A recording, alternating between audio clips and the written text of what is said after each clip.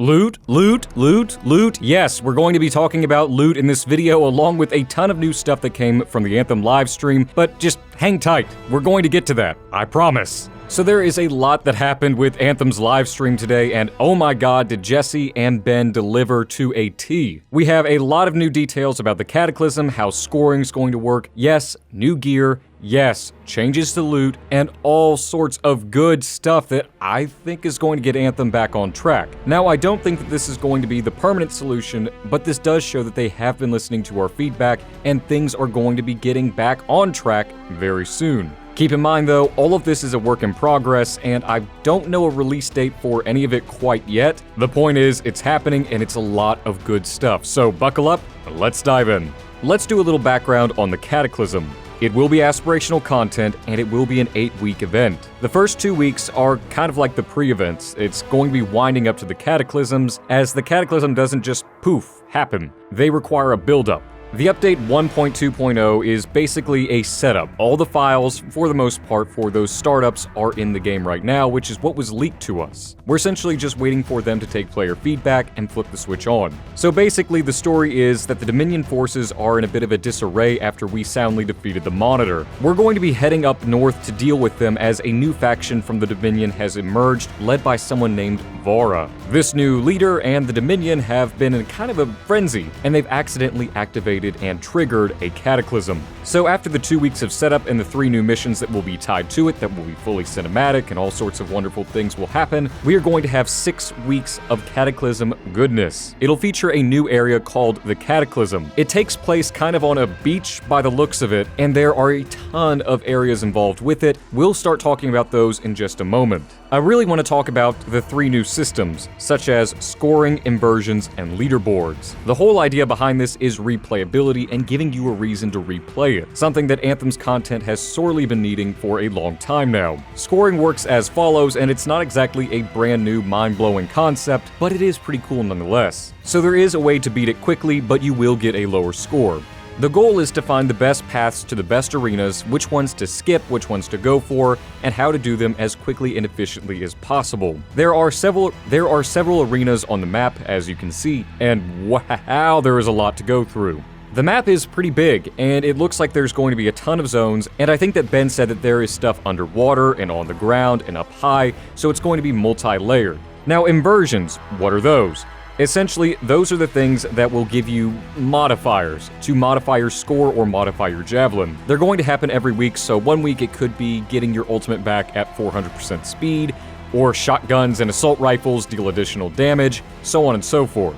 Now, new power and new rewards. There's going to be new vanity that is tied to these events with the pre-events. So those 2 weeks, you have pretty much all vanity items, at least from what I understand. These will be rewards for completing Cataclysm content, and so on and so forth. But like I said, most, if not all of the items in the pre-event will be vanity. Now, there are going to be new rewards during the 6 weeks. Specifically new weapons, new masterwork gear, melee equipable slot, yes, that means you will finally be able to have a melee weapon, masterwork and legendary support gear, all new items that will have higher power level than the existing items. So currently, the masterwork and legendary versions are 5 item levels lower. Basically, everything that you get from there on will be stronger. It increases the power of the items from 66 to 76, if that makes any sense. Your old gear will still be valuable, but you will want to get this newer stuff. There will be a new vendor who will sell war chests to you. Now, the war chests will rotate out like everything else, so 1 week it could be new melee weapons, the next week it could be new assault rifle, or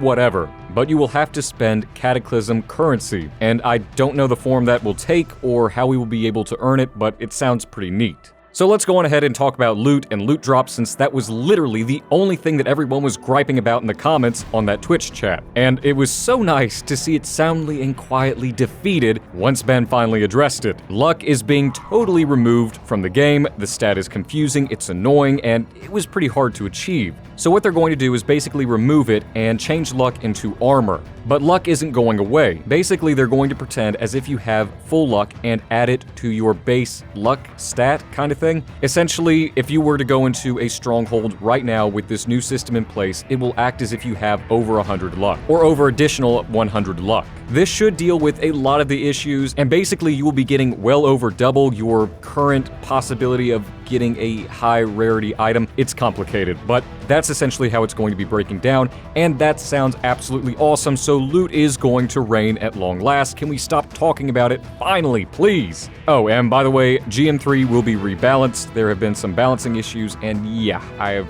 definitely been experiencing them as a storm. Now, the final things on the list will be leaderboards, and how they're going to work is, well, you defeat the Cataclysm, you get your score, you use the multipliers, you do whatever you have to do, and you will go up on a leaderboard. From what I understand, you'll be able to compare yourself to friends, the entire world, guildmates, and yeah, he mentioned guildmates, so that seems like guilds will be coming at some point during the Cataclysms. Now, keep in mind, like I said, all of this is still in development, and things are still ever-changing and evolving, so bear with them. Overall, though, I think this live stream was a knockout, and I'm not lowering my standards, and I mean that sincerely. It was a knockout. They're giving us everything that they had promised before the roadmap was delayed, and yeah, you can gripe and complain about the roadmap being delayed to begin with, but get over it. They are finally giving us this stuff, and they took the time to get it done right. Now, the PTS will be going live at some point soon. I think it's coming out tomorrow, and basically that is for PC players to give feedback on gameplay, at least this first session, and then they will add in the new loot system, and you can give feedback via that. The point is, they really want to take our feedback to heart. It's not the whole, oh, EA thinks that they're going to be able to get free beta testers. No. First of all, we've been wanting that for ages, especially Reddit, and now everyone is bitching and complaining that we finally got it, and they're complaining that they are free-to-play beta testers.